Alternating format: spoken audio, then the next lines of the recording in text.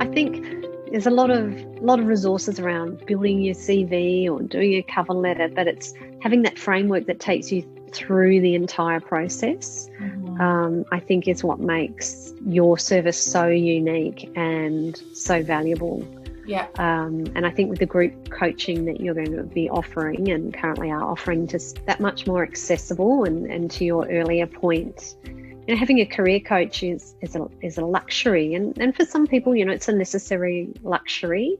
And look, and for anyone, if they just simply don't have that sort of money, the free resources you have on your website are fantastic as well. And the fact that podcast exists and you now have a back catalogue for people to consume is fantastic.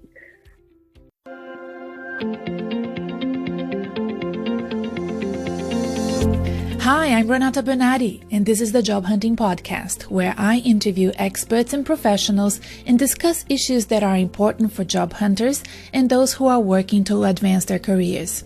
So make sure that you subscribe and follow, and let's dive right in. In this episode, I called a real podcast listener, someone who has experienced redundancy during the pandemic and was job hunting during the entire year in 2020. Amber Knight is a sales and marketing senior executive who was made redundant at the end of 2019 when the Walt Disney Company, for whom she worked as a director, merged with 21st Century Fox. Restructures like this are very common, and as a result, Amber and her team lost their jobs. What happened next, a pandemic of global scale, was not expected. I asked Amber to come to the podcast and answer a few questions I had about her experience. These are questions that I have asked hundreds of professionals, and I based my programs on their answers and their pain points and challenges in finding a job. This is how I build my 7-module program, the Job Hunting Made Simple program. Amber will be doing the Job Hunting Made Simple online course and group coaching program, which starts later this month in February 2021. Now let's listen to my conversation with Amber Knight. Hello. Hi, Renata. How are you? Hi. I'm really well. How are you? I'm good too. So nice to see you again. Likewise. This is what I need to do now. Can you see this? Yes. I've been trying to kill this stupid fly for about 15 minutes now, and I still haven't been able to. Oh. You know it's an Australian podcast when you're trying to kill the fly. It's so annoying. How have you been? We're recording. Just want to know how you're doing. Yeah, no, I've been really well. Sort of glad to get the year started again. It felt like a very long summer holiday, and I think that's perhaps after a year at home, you know, at the end of a busy year being out and about, you're craving that time to just be at home, and then to have your summer holiday at home. I was very much looking forward to everyone getting back to business as usual, I guess, or as usual as it can be in a pandemic. I wanted to, first of all, thank you so much for the fact that you've been mentioning the podcast on LinkedIn. And this is like, there's no amount of words to say how much I appreciate it. It's so important to me that somebody else is talking about it and not me. You have no idea. Like, it's really well, yeah. I can't even remember how I came across your podcast, but I do remember I was walking along and I was searching podcasts, and I don't know. I was looking at the Apple podcast app and it came up, and I went, oh my God, that looks amazing. And I listened to it, and I think it might have been your interview with Anita Zima, who's amazing, and who I had sort of met via a job opportunity that Slade were representing. And I was really impressed with her, and I thought, oh, okay. And I listened to it, and I just went, oh my God, what an incredible resource. And it's free, and I went to your website, and I just obsessively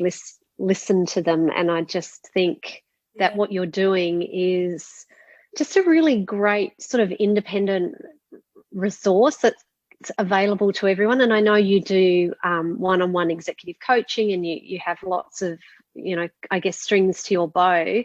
But just in the year that was 2020, and lots of people, including myself, were job hunting, and it felt very desperate. For me, anyway, at that time, it just felt like a bit of a life raft, a calm voice, a sensible voice. Like I said in my comment, in my sort of listicle, it's like your best friend and a mentor and your favorite teacher all in one.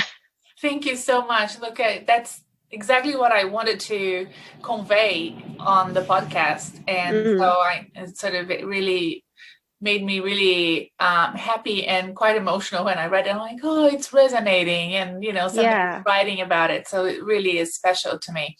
And this week I posted the first one for 2021 because I did a few, and it's a labor of love. It's really time consuming just to get it all organized. But it's also the way that I personally catch up with my network and make new friends. Some people I, didn't know, like Susan Hunter reached out, Gleb reached out. So those are great new connections for me as well. But most of them, it's just great to connect with people. Yeah. And instead of having a private conversation, having a conversation that other people can listen into as well. So that's, it's great. Yeah. Okay, so why don't we start with you telling us about your career? Tell everybody that's listening what you do and your career so far. Okay. So I've worked in media and entertainment for most of my career. And I've been so incredibly fortunate to work at and respected and arguably a successful media and entertainment company. So for the last 8 years, or until September 2019, I was with the Walt Disney Company.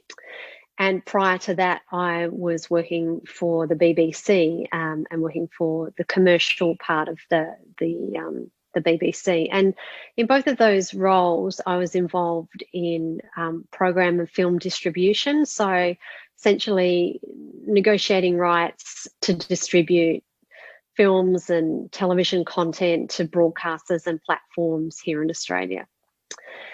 And also, during my tenure at both of those organisations, I had the opportunity to work in more of a broader sort of brand guardianship roles. So my skill set, I suppose, there's a commercial element, and then there's also that marketing element. And prior to that, I worked in advertising. Yep. I worked in agencies in account management.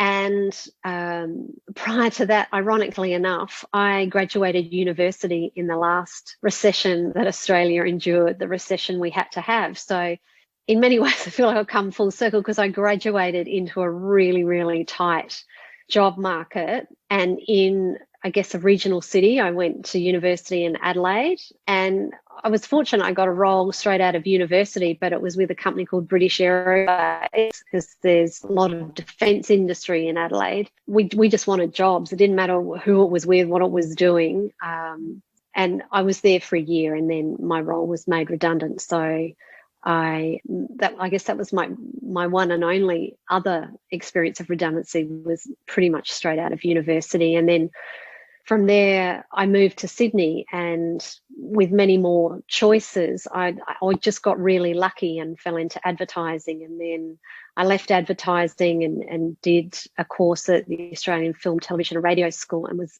incredibly lucky and got a job at the BBC and had a very long, successful and happy stint there. And from there, went to work for Disney.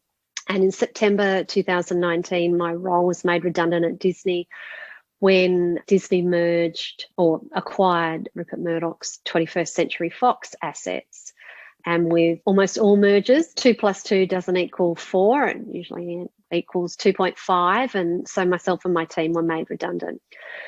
So I found myself at the end of September, been made redundant. I was extremely philosophical about it. I thought this is a great opportunity. I decided I was going to do an MBA, and I was only going to do it part-time. That's what I'd planned to do. And so I started my MBA studies and really enjoyed that. And I'd sort of given myself permission to take the summer off, and I would start actively and aggressively job hunting in the February. We went on a family holiday to Japan, and almost as soon as we got home, the pandemic hit, and that, together with the way in which the television and entertainment industry is being disrupted by streamers, and really just sort of threw what I had previously known up in the air, and I felt very adrift and untethered. And I think that was when I'd come upon your podcast, and I'd consulted, I'd had a conversation with another career coach, and I'd received this advice before that it was about networking, and I had been networking during that time that I knew I was going to be made redundant, and I already had a very robust network. And then with COVID, I didn't know what to do. And I think I explained to you that it just felt like a maths problem I didn't know how to solve, because I had all this experience. I wasn't a university graduate anymore. I'd had a wealth of experience in reasonably senior roles, and had been extremely lucky in getting new roles and being promoted within organisations. And then to find, and look, I'm not Robinson Crusoe, but yeah, it was just a brave new world where, one of those situations where I think the previous thinking had been, even if you don't fit all the job criteria, but you're 80% there, kind of by 10 people who could 100% meet the job criteria. So that made it all the more difficult to pivot. And yes, during that time I felt incredibly unstable and untethered, and kind of didn't know what I knew anymore. Like I felt like I don't know anything about job hunting. I think a lot of listeners and professionals will relate to that if they were in between jobs like you were. How did you job hunt? What did you then do once you got over the shock of, the pandemic and how everything was turning upside down? Yeah. You still went ahead and did it. So tell me how your routine was like. What is it that you did? Okay, so I did everything wrong. Like I was, and I have to admit I'm sometimes guilty of this today. Well, I think it's like any social media platform. It was just like this sick addiction that I didn't regulate, and would be constantly looking at the same jobs over and over again, and it felt like a pointless hamster wheel. And again, LinkedIn's an amazing platform, but it just felt to me, in coming from quite a vulnerable place, like lots of people humble bragging, and me just, comparison is the thief of joy. And I was just constantly comparing myself to all these people who were still gainfully employed and doing great things, and for whom I'm genuinely happy for. But it just, in terms of your mental health, spending hours a day on LinkedIn is not a good thing. Yeah. So, I was still networking, and certain opportunities came up, and I would be given the opportunity to have conversations with people or even interview with people. And of course I pursued those. I think job hunting is a combination of a couple of things, or success in job hunting, I think it's a numbers game. I think there's heaps and heaps of luck involved, and networking is critical. And I think what has made my job search also challenging is that the industry that I work in is changing really, really quickly. Yes. So, and because it's ad supported, much of it, in a challenged economic environment, there were just, the number of opportunities were diminished. So in terms of search and those platforms, like you said, it's a double-edged sword, because you you have to look at them, but then you get addicted to them. Yes, yes. Seek and LinkedIn mostly, or were there other platforms that you were using as well to? No, Seek and LinkedIn. I mean, I think most, if you're going to post a job to those platforms, they tend to go to all of them. I looked a bit on Indeed, but that seemed to have the same roles. Yeah. I certainly didn't discover anything on one that wasn't on the other. Okay. So yes, I think LinkedIn and Seek were probably the main ones. Okay.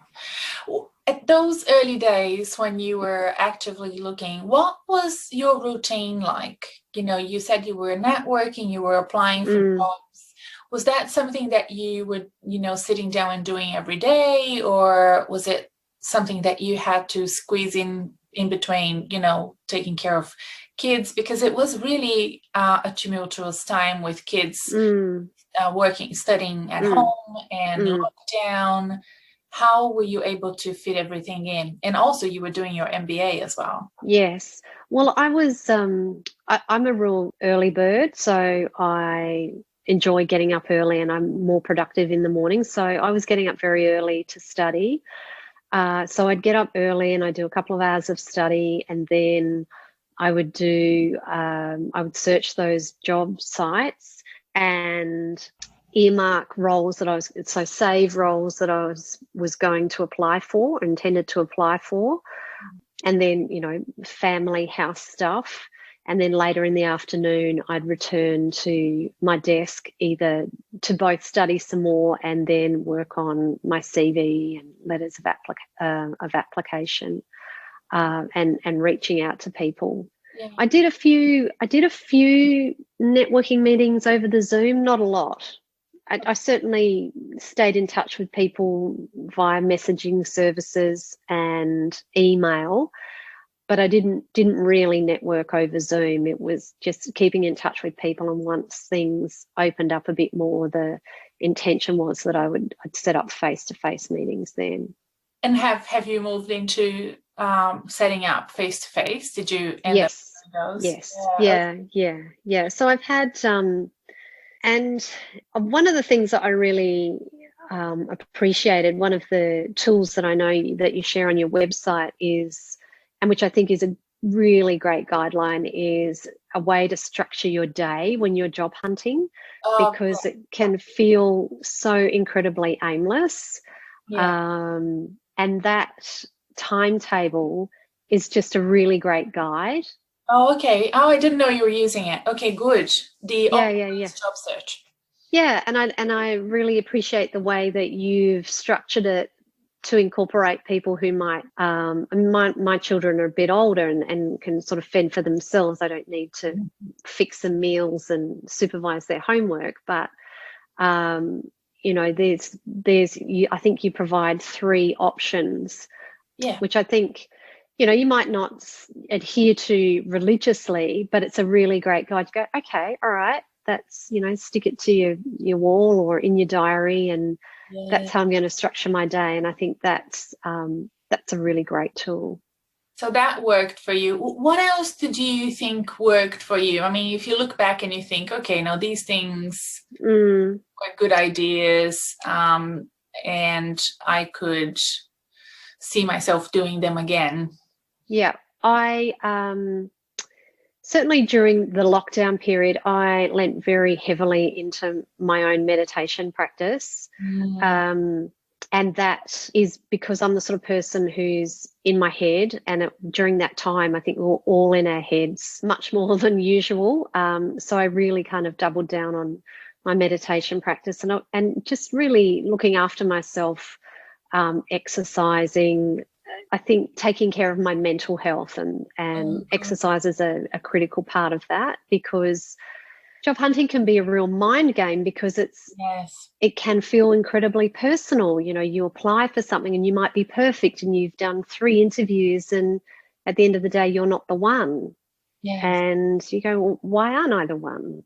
And my experience has been that feedback can be pretty ropey or non-existent. So I don't ask for it anymore. I do ask for it, but I don't ask for it expecting anything useful to come back, because my experience has been that nothing useful has come back. Yeah. So I can see that that's a major frustration for you and to many others, the lack of feedback once you are not chosen to take on the job, or even going from one stage to the next in the selection process. What other frustrations can you pinpoint in this whole recruitment and selection process? Because you've gone through a couple of rounds. Were there other things that you didn't expect to annoy you, but they have? I'll give you an example from my background. I tended to get really invested in applying for a specific role, and I knew I had to have a plan B and a plan C and look at other jobs and send, a couple more applications, especially because you're a senior executive. I was applying for senior roles, and these roles take a very long time to go through the whole process of selecting a candidate. And it really frustrated me that I had to apply for other roles since I had like a favorite, and I didn't want to spread myself too thinly. I didn't want to, because it takes a lot of energy, doesn't it, to apply for roles and do research and all of that. I'll mention another frustration of mine is the amount of IP that I have given away during the interviewing process, because if you're applying for senior exec roles, you usually have to do presentations. And I'm like, okay, this is a lot of and I can see in some cases I've been around long enough to say that yes, they have used some of my ideas. I'm okay with that, but I find it frustrating. Yes, exactly. And particularly when I guess you come second, it's like they really loved you, you're a great cultural fit, but it's like, okay, well, I just gave them a 100-day plan. Yes, you challenged me for that. So yes, I think for me that the big ones, and again, there's a lot of self-management involved, and part of that is when you are a great fit and you initially get lots of really positive feedback, and I future cast and I go and I creatively visualize myself in the role and what I'm going to do and how it's going to be, and then you don't get it and you're like, oh, okay, right, I hadn't creatively visualized that. So it's just tempering my own enthusiasm, I think. Is something that I need to do. And I think the other thing that sometimes, and look, you don't know what you don't know when you start this process, having been gainfully employed for many, many years. So as part of my redundancy, I was with a big multinational, as you know, and I was given an outplacement package with a big international firm, and I was given one of the senior consultants who was the person looking after me. And I don't know, maybe naively I said, so how long do you reckon it'll take me to get a job? And bearing in mind, this was September 2019, pre-pandemic. And she very casually, very confidently said 3 to 4 months. And I kind of banked that. I went, okay, it'll take me 3 to 4 months. And I can't tell you how much I wished, and I was listening to your podcast today, actually, Renata, on the train, and you said that it takes a long time and it takes longer than you think. And I really wish she'd said to me, and I've spoken to other people since, and their experiences echoed my own, is that it can take 2 years. Maybe it can take 2 years. And with that, armed with that information, there are lots of things I would have done differently. Oh, yes. And it's criminal. It's criminal. Yes. And I hate saying this because, it seems like I'm criticizing my competition, but I have gone through outplacement as well. And I would say 50% of the clients that I have gone through outplacement, still are working with me regardless. And the things I hear are really disheartening. I have to say though that before COVID, we didn't expect COVID. No. So, but even before COVID, we wouldn't say that. You shouldn't say that to a candidate. Well, I think realistically, and look, there were other senior executives who left the organisation before me, and it did take them longer than that. They may have had sort of short-term consulting opportunities come their way, but I just sincerely wish she said it's going to take a lot longer than you think. Yes. And you set your expectations. Yes. That it's going to take longer than you think. So I was, and again, naively perhaps, I really attached myself to this. Well, 3 or 4 months is quite a long time in my view. So, okay, well, I'm going to give myself a bit of time off to start my studies, go on a family holiday, have Christmas. Then when I get back, it'll be another 3 or 4 months, and that'll be amazing. And, I was very fortunate in that I had a great redundancy package, but I would have been far more prudent with that money had someone said to me, it's going to take a lot longer than you think. Have you done the Reset Your Career program that I have? I can't remember. I don't remember if you... The Reset Your Career is an on-demand program now that we have like masterclasses that I've done with... you mentioned Anita's email before with the team at Yes, Group. Yes. I think I signed up for it, but I think I was in the middle of delivering big projects for uni. So I don't think I tuned in, or maybe I tuned in for the first one, but then wasn't able to make the others. Look, I would recommend you go back and do at least the first masterclass before you do the Job Hunting Made Simple. I think you're really going to enjoy it because it was recorded live with the Slate team. So we have recruiters panel, and then we have a few masterclasses from me. And my first masterclass is called Reset Your Career. And it's designed for people that have just been made redundant, or people that are, those people that have jobs but can't stand their jobs anymore.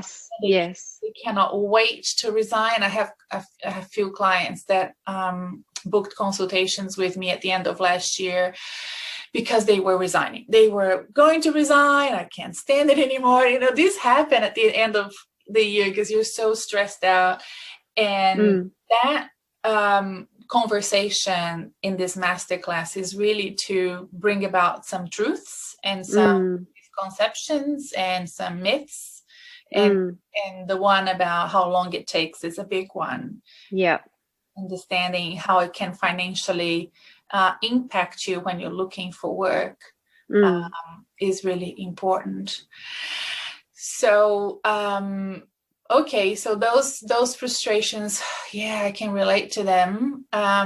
What about the recruitment and selection process? You mentioned the lack of feedback, but you went through interviews as well.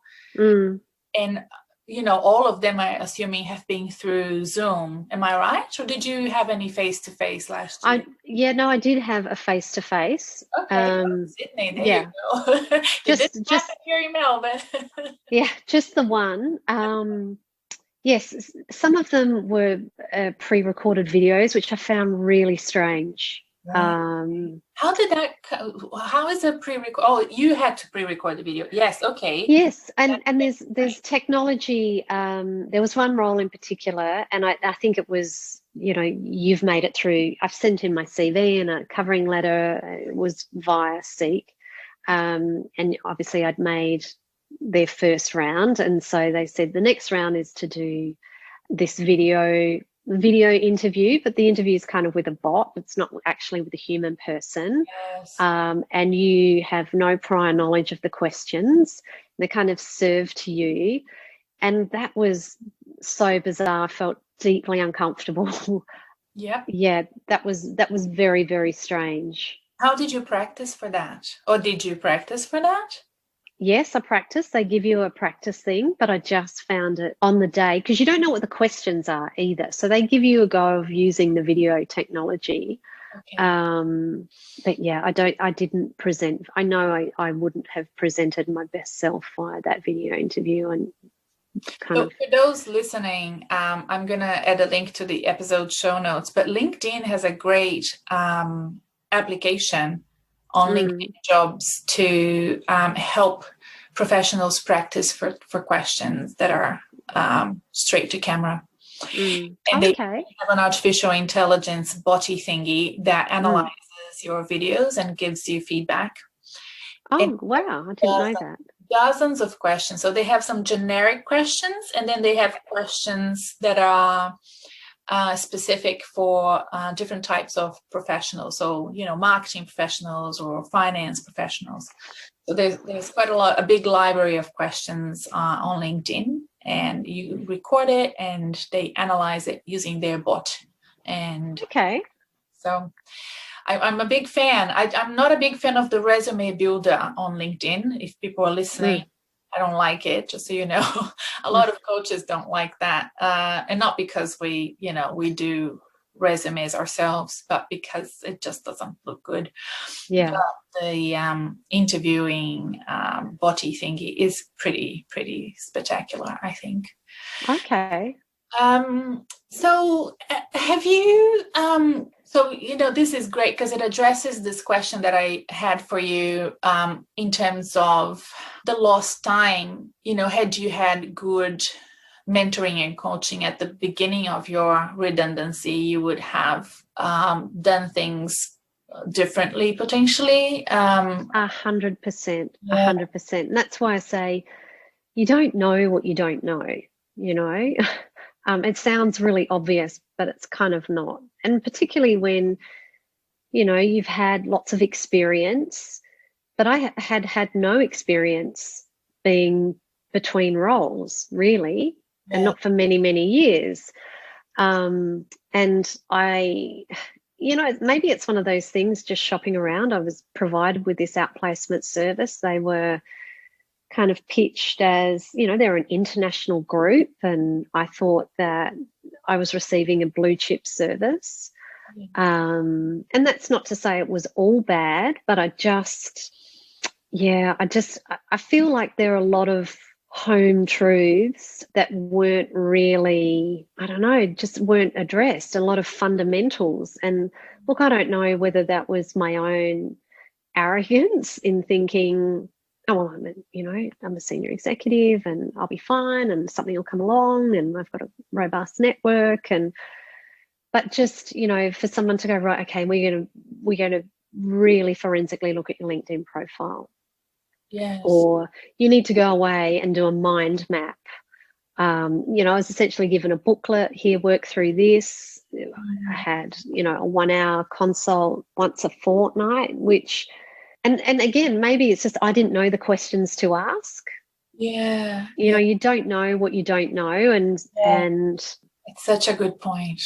And that's why as soon as I found your podcast, I shared it with my my network, because all of my team had been made redundant as well. They're at different stages in their career, but there were so many. It was just so helpful that I wanted to share it with them and anyone else who, either, like you say, was looking, because it just felt to me there were lots of home truths uncovered that. Yeah. Good. I'm glad. I hadn't, which this, the outplacement company either didn't address or, I don't know. You didn't know how to ask. So they couldn't address, but you didn't know. Okay. Yeah. So tell me about your situation now. Where are you right now? So I picked up a part-time role with a small independent video production company. Okay. Looking after their business development and marketing. And it's 2 days a week, which is fantastic. And I think more than anything else, it's just a really great hands-on opportunity. They're a small business and they're looking to grow. Mm-hmm. And the founders are both incredibly talented, creative people, and have done a great job growing their business to date. But their children are off at school now, and so they want to, I guess, take it to the next level and weren't really sure how to do that. And so I came on board and just said, okay, before we do anything else, let's look at your purpose and who you are and look at your mission statement and what you want to achieve. And really, so we got very granular in that, which they needed to do, and which was really rewarding for me to be a part of and guide them through. And we pulled together a strategic plan for 2021, which we're putting into place now that the sort of business is back up and running. So that's been a really great thing for me to do, and I pulled together an SEO strategy for them, and a PR strategy, and I've been leveraging my network of contacts to really get them out there. They've relied almost entirely on word of mouth, which is the best way to get new business. But given they need to grow, and that's their ambition, then that's what I'm doing now.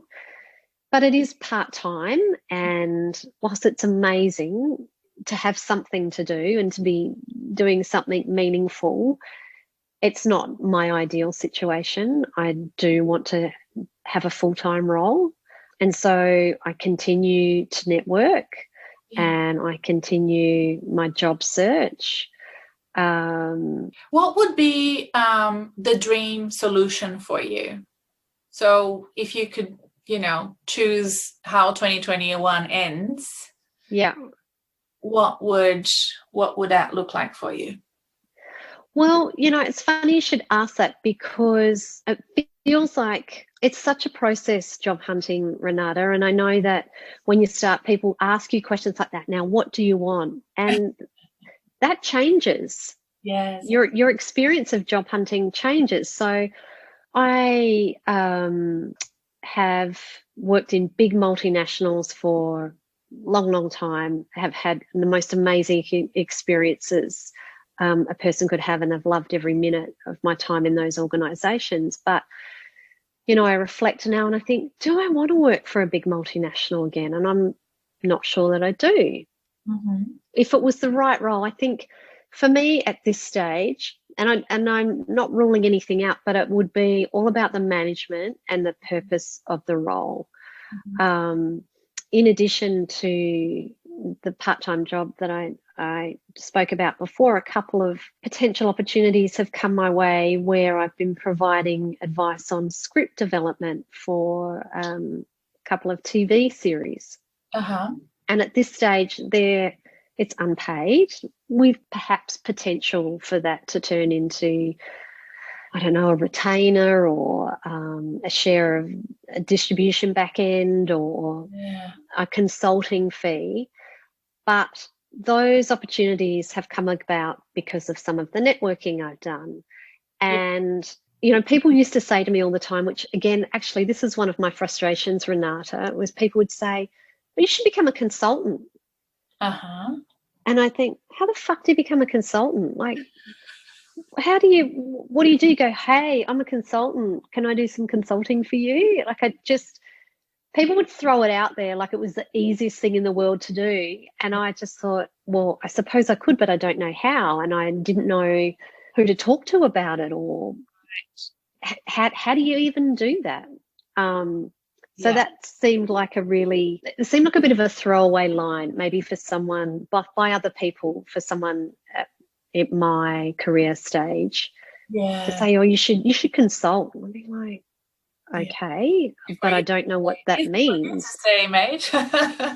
But then, as a result of the networking that I've done, a couple of opportunities, potential, because they haven't realised themselves fully yet, have come along, and they're really interesting, and I can add some value, and I'm also learning along the way. So that's kind of, I guess, turned my eye a bit. I've gone, oh, okay, well, maybe that's a thing. Yeah. And maybe I can, this portfolio career, maybe I could do that. I hadn't considered that before. And I think that sometimes it's almost like when you raise children, like, I know you've got kids and you might have one child who you just say, no, please don't touch that, it's hot. And they go, okay, Mum, I'm not going to touch it because it's hot and I might burn myself. Then you have another child, and this is certainly my experience, who goes, yeah, I know you've told me it's hot, but I want to find out for myself, and that's how I'm going to learn. And they touch it and they go, oh, it's hot, I've burnt myself. Yeah. And I think that has been, like I said, I don't know what I don't know. And it's all sort of unfolding in front of me and around me. And I feel like I've got the tent poles of the things I need to be doing. So I'm networking, I'm talking to people. I've worked with you on my LinkedIn profile, and that's something that I am mindful that I need to tweak regularly. And I do, and I go in and I check on it. And I try and post to LinkedIn with things that I think are going to be interesting to my network and relevant, and feed the algorithm, which unfortunately is a thing. And I apply for the things that are suitable. I don't apply for everything. I'm not one of those job seekers that just sends out 50 job applications every day, just like a machine gun approach. Right. So I think the tent poles are there, and then this is a really long way of answering your question about what would the end of 2021 look like. I don't have a view of exactly what it would look like, but it would see me, I suppose, doing something I'm good at and I enjoy and I'm being financially rewarded for. Excellent. So, you're going to be doing the Job Hunting Made Simple with me. Yeah. And I think that the benefit of doing that, it's going to bring all of that together into a framework for you. Because my understanding, and correct me if I'm wrong, like when I listen to you, you have all of these learnings from having put your hand in the fire last year. Yeah. And all of these sort of wisdom that you've collected, and a better idea of what it takes to get your next job, but it's all floating around in your head. And what the Job Hunting Made Simple framework does, it's sort of place every piece of the puzzle into its place and in order, so that we go through a step-by-step process that tends to work for my clients. So I'm pretty confident that it will work for you too. Fantastic. And some of the things that you've mentioned. So for example, how do you become a consultant? And what to do about that, and how what is a portfolio career. So we're going to have Jacinta Whelan, who is an expert in portfolio careers, coming in to do a special masterclass. So that's a bonus in addition to what I provide. So she will do that. We have my long-term friend and coach and mentor, Sue Zablud, will come in and talk about the importance of the first 90 days in a new job. And I really wanted Sue to do this because this is her expertise, helping executives step into new roles. But because the first 90 days will be possibly very different from 2019, and many of my clients and the people that I expect will sign up for the Job Hunting Made Simple have been out of work for the entire COVID time. So Sue is going to address that, and just putting some sort of framework around that, your pitch, and how you're going to identify the mechanisms to get you this new role, and also move forward with the rest of your career. This hiatus has been, really important for you, but you will see how important it is now in terms of how mature you will be when you're actually making plans for the future now. Yeah.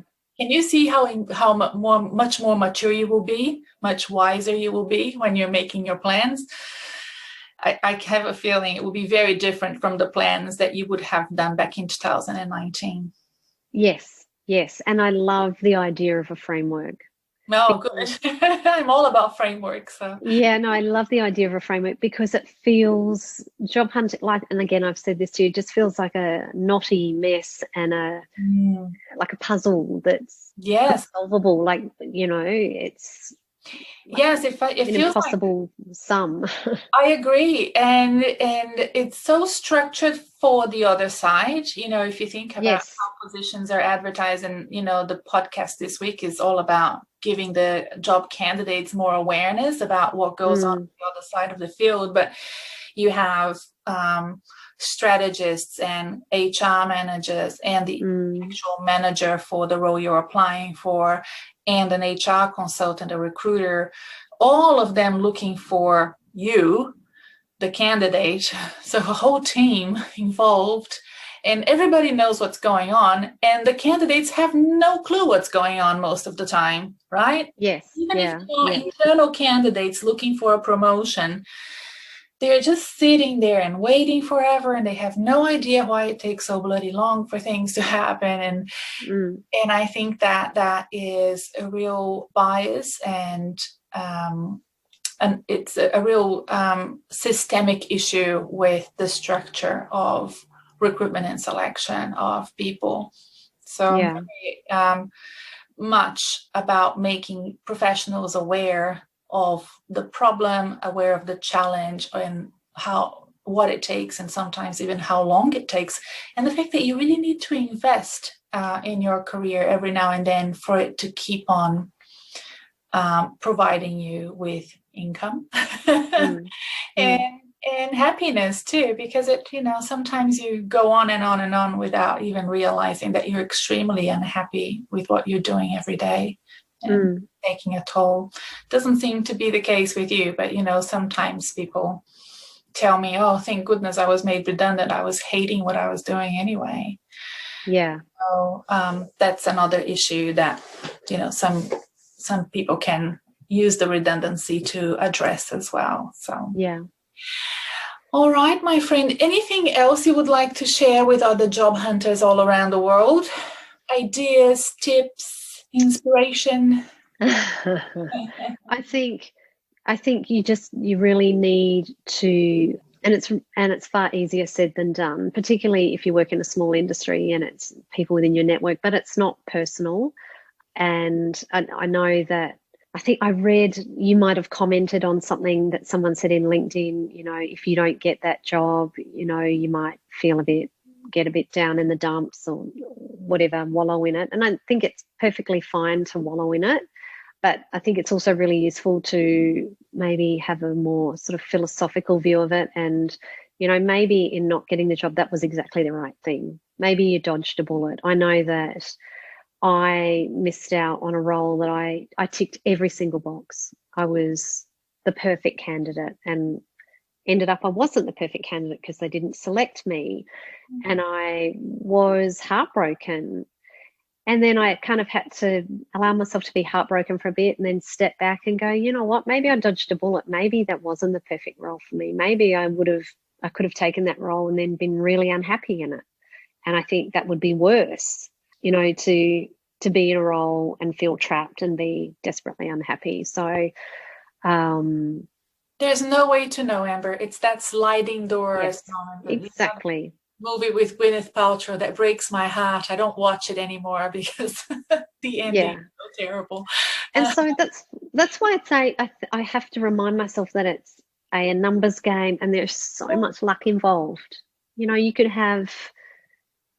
can meet someone, or you can apply for a role and you meet someone and you do your Zoom call, if you're lucky, if you're somewhere where you can do it face to face, and they see what you have to offer and they want it, and you go, that was incredible, it's meant to be. And other times you do your best singing and dancing and you have all the right answers and there's just not that connection. You just know, I've got off Zoom calls and gone, yeah, no, she doesn't like me, or he doesn't like me, he doesn't get me, or he doesn't like the cut of my jib. I just know. And I go, well, that's okay. I'm not for them. They're not for me. There is a lot of that, and it's a lot of humble pie eating when you're job hunting, because as I was explaining to a client I was talking to earlier today, many times when I've been in the recruiting and I did not choose my favorite candidate, and it broke my heart. Sometimes you have a favorite candidate and you really like that candidate, but you choose the other one. And that's because there's more at stake than me making a personal choice. If you have gone all the way to the end together with one or two other candidates rest assured that you all have a reason to be there, and you would all possibly very well perform that role. But the choice is made because of the fit with, in my case, for example, is this person going to fit with the team? How is the set of skills and experience complementing the ones that I already have? If the team is very small and there's a lot of duplication of experience and skills, then I need to actually diversify. And if the other candidate has a slightly diverse set of skills from the ones that my team already has, then that's what I need. So, you have to make those very tough decisions at the end. And that's really what you're calling luck. I actually call it more of a strategic decision. Yeah. And also from a candidate's perspective, in terms of numbers game, I look at coincidences to form patterns. So you have to play the numbers game so that you have enough sample to actually look back and reflect and review what you've done and say, okay, why is it that it's not converting? Where is the bottleneck in here? And how are we going to then remove this bottleneck? So until you play the game and you have a few failures behind you and a few successes, right? So you've succeeded in converting from a conversation to an interview, or from an application to a conversation. Wherever you have stopped in the process, that's your bottleneck, and that's what needs to be addressed. And then go on from there. So that's where you start making your luck, is when you're strategic about looking backwards and identifying where you're getting stuck, and then being very efficient at focusing on where you're getting stuck and moving that along so that you move to the next stage and the next stage. That's what we're going to work on. Yeah, well, that, again, all of that, having that framework is so useful. And I almost think it's the sort of stuff that needs to be taught in school at some point. Great. There are some people doing that better these days. With career counseling at school. Yeah. There's some people I'm following, even on LinkedIn, that are doing amazing jobs with young professionals and teenagers. Yeah. So, sometimes refer people back to them because I only see more mature professionals. So yeah. I think there's a lot of resources around building your CV or doing a cover letter, but it's having that framework that takes you through the entire process. I think is what makes your service so unique and so valuable. Yeah. And I think with the group coaching that you're going to be offering and currently are offering, just that much more accessible. And to your earlier point, having a career coach is a luxury, and for some people, it's a necessary luxury. But depending on your financial circumstances, it mightn't be an option for you. But having something that is at a price point that you go, okay, yep, I understand, and I can see the value there. And look, and for anyone, if they just simply don't have that sort of money, the free resources you have on your website are fantastic as well. And the fact the podcast exists, and you now have a back catalogue for people to consume, is fantastic. Thank you, Amber. You're very kind, and it's wonderful to have you on board. Thank you so much for joining the podcast, and I will see you soon. You're so very welcome. Thank you for having me. Bye. You see, a lot of people think that one-on-one coaching is the holy grail of personal coaching, but that's not necessarily true. Group coaching, like the Job Hunting Made Simple program, can be a better solution because you get the benefit of an experienced coach, me, and you get also the benefit of a peer group from whom you can get feedback, input, accountability, and you get people that will celebrate the wins with you. Amber, if you're listening, thank you so much for coming to the podcast and sharing your experience with us. Ciao for now, everyone. Bye.